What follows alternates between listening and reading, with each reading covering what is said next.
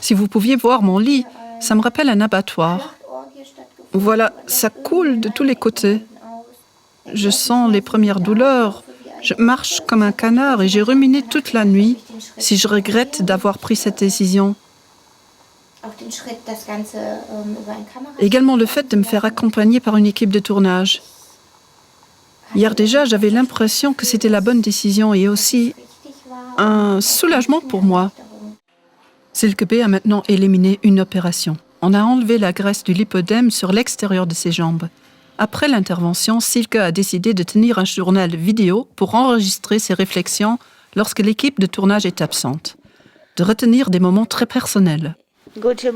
Bonjour. Eh oui, c'est le 3e jour après l'opération. J'attends encore les courbatures. J'ai plutôt l'impression que je viens d'être tabassée.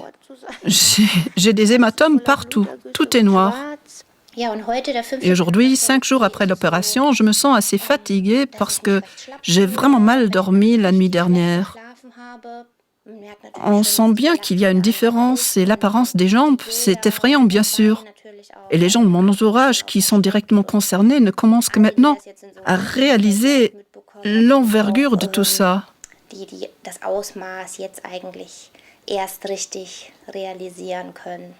Silke, elle, a réalisé directement après l'opération ce qu'on avait enlevé de ses jambes. À l'époque, elle a, un peu choquée, pris une photo du sachet rempli de graisse. Je la montre partout. J'ai trouvé ça génial de voir ce qui s'est passé. Mais les réactions sont très divergentes.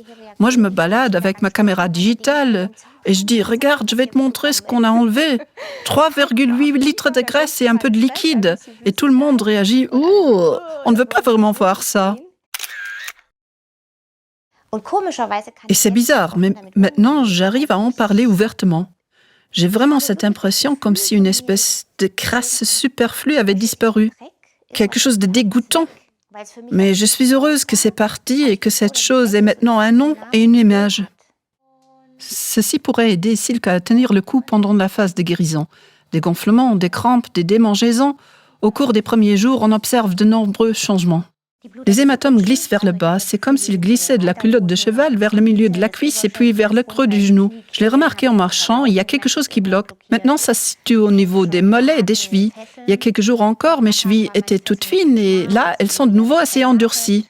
D'après son médecin traitant, il n'y a aucune raison de se faire du souci.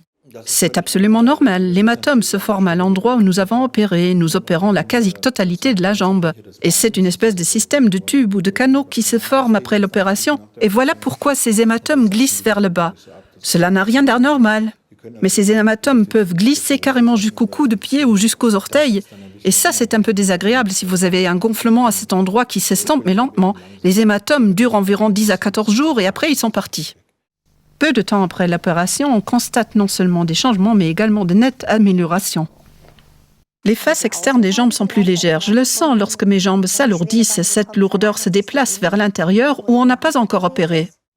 La différence se voit.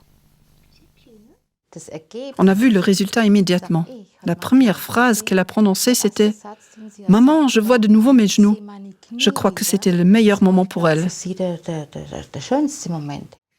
Pendant la période de guérison, il y a beaucoup de beaux moments, mais aussi parfois des moments plus durs à supporter. Silke reprend sa routine quotidienne, elle recommence à travailler après 1 semaine seulement. Entre son boulot, le drainage lymphatique, les rendez-vous médicaux et la gymnastique aquatique, il lui reste peu de temps. Cela fait exactement 2 semaines depuis mon opération. Je dois dire que je me sens vraiment bien dans ma peau. Je me sens motivée par les premiers changements que j'observe sur mes jambes. Elles ont à nouveau une silhouette, je vois une cheville, les mollets se dessinent à nouveau. Aujourd'hui, j'ai enfilé un jean pour la première fois depuis l'opération et voilà, il est assez large sur les hanches. Un moment propice pour faire une balade en ville avec sa copine Julia. Celle-ci n'en croit pas ses yeux lorsqu'elle voit le résultat. C'est déjà un énorme progrès par rapport à l'apparence antérieure. Je ne m'attendais pas à cela, je n'aurais pas pu m'imaginer cela. Julia a toujours connu Silke avec des jambes douloureuses et des collants de compression. Maintenant, on commence à envisager un avenir sans cela.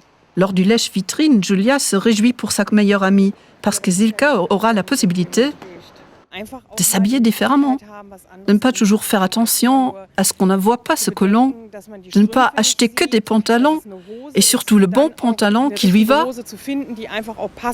Alors que les deux copines se réjouissent de la situation telle qu'elle est maintenant, les parents de Silke anticipent déjà. La continuation, que la prochaine étape soit entamée, et cela fera déjà 2/3 de l'affaire qui seront réglées. Il n'y aura plus qu'une seule opération et puis tout s'arrangera. Mais pour en arriver là, il faut attendre encore un certain temps. Silke en est parfaitement consciente. Maintenant, on a abouti à un point où les changements se font plus lentement. On ne voit plus une amélioration jour après jour. Maintenant, il faut rester patiente. Il faut savoir attendre. Einfach abwarten gefragt ist.